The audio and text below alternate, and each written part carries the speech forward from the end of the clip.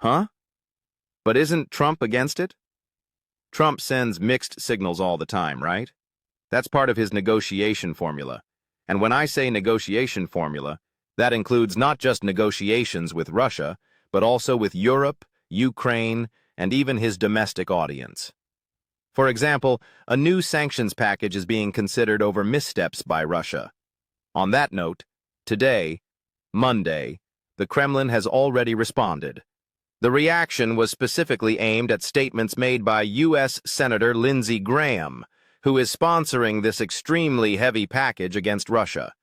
To give you an idea, these measures propose tariffs of 500% on countries like China and India, which continue to buy Russian oil, according to Graham. Trump reportedly said he wants this bill to be voted on as soon as possible. Graham called this a major breakthrough, claiming the sanctions are part of a strategy to bring Putin to the negotiation table regarding the war in Ukraine.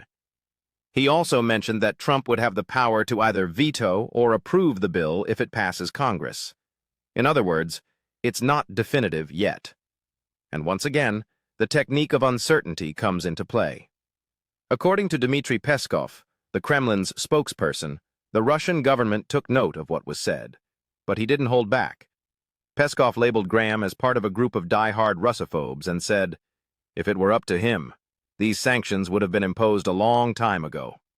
He also questioned whether this kind of measure would really help resolve the conflict, a question, as he said, that should be asked to those promoting these actions.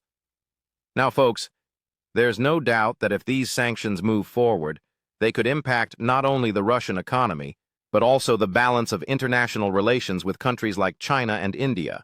And that, of course, includes the United States.